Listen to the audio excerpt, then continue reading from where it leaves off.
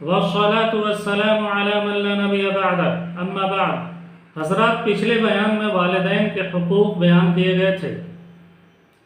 آج ہم رشتہ داروں کے حقوق اور صلہ رحمی کی اہمیت پہ بات کریں گے۔ اسلامی تعلیمات میں ماں باپ کے علاوہ دوسرے رشتہ داروں کے ساتھ حسن سلوک، اچھے بیہیویئرز اور ان کے حقوق کی ادائیگی پر بہت زور دیا گیا۔ اس کو صلہ رحمی، کنشپ اور رشتہ داری کا نام دیا گیا ہے۔ بخاری و مسلم شریف میں حضرت ابو ہریرہ رضی اللہ تعالی عنہ کی روایت ہے کہ رسول اکرم صلی اللہ علیہ وسلم نے ارشاد فرمایا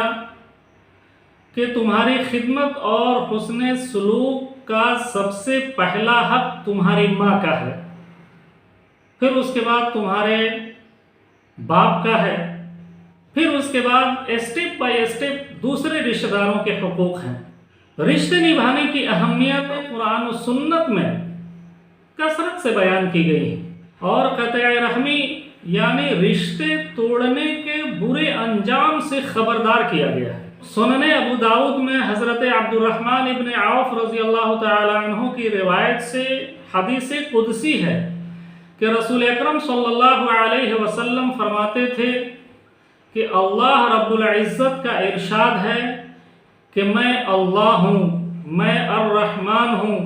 میں نے رشتہ داری اور قرابت کو پیدا کیا ہے، اس لیے جو اس کو جوڑے گا میں اس کو جوڑ دوں گا اور جو اس کو توڑے گا میں اس کو توڑ دوں گا۔ آج کی دنیا میں ہم جن حالات سے دوچار ہیں اور اللہ کی رحمت و عنایت ہم سے روٹھی ہوئی نظر آ رہی ہے، بلا شبہ میدان عمل میں ہماری بہت سی بدعمالیوں کا نتیجہ ہے، لیکن احادیث کی روشنی میں بالکل یقین کے ساتھ کہا جا سکتا ہے کہ اس بربادی اور محرومی میں ہمارا یہ جرم بھی شامل ہے کہ ہم نے رشتوں کا پاس و لحاظ رکھنا چھوڑ دیا۔ ہم نے رشتوں سے متعلق رسول اکرم صلی اللہ علیہ وسلم کی تعلیمات و ہدایات کو فراموش کر دیا ہے، بلکہ ہمارا طرز عمل غیر ایمان والوں سے بھی بدتر نظر آ رہا ہے۔ آئیے جانتے ہیں کہ صلہ رحمی یعنی رشتہ جوڑنے اور نبھانے کے فائدے اور برکتیں کیا ہیں، اور قطع رحمی یعنی رشتہ توڑنے کے نقصانات اور لاسز کیا ہیں۔ بخاری و مسلم شریف میں حضرت انس رضی اللہ تعالی عنہ سے روایت ہے کہ رسول اکرم صلی اللہ علیہ وسلم نے ارشاد فرمایا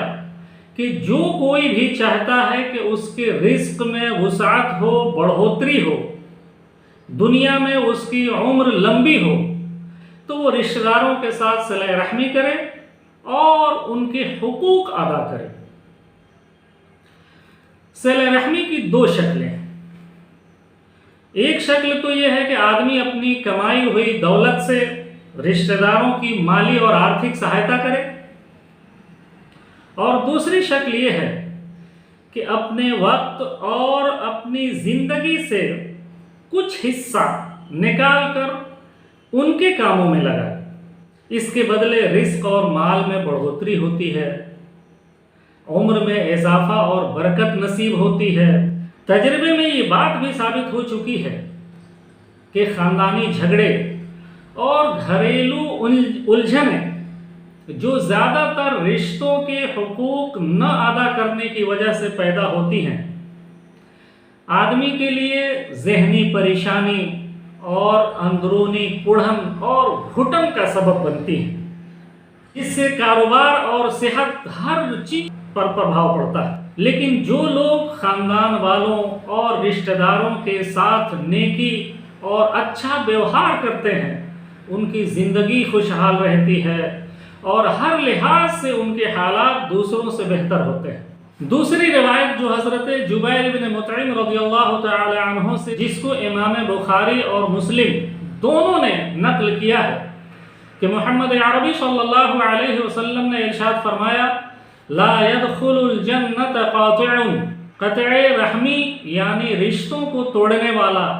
رشتہ داروں اور سمبندیوں کے ساتھ برے سلوک کرنے والا، ان کے حقوق ادا نہ کرنے والا جنت میں نہ جا سکے گا۔ اسی ایک حدیث سے یہ سمجھا جا سکتا ہے کہ رشتے نبھانے،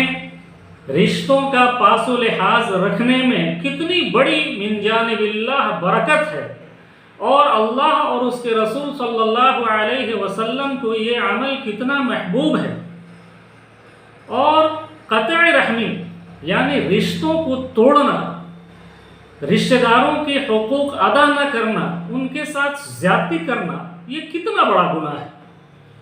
اللہ رب العزت سے دعا ہے کہ اللہ تبارک و تعالی ہمیں صلہ رحمی یعنی رشتوں کو جوڑنے، ان کے حقوق ادا کرنے کی توفیق عطا فرمائے، اور قطع رحمی یعنی رشتوں کو توڑنے سے ہماری حفاظت فرمائے۔ وآخر دعوانا ان الحمد للہ رب العالمین۔ Subscribe now and press the bell icon.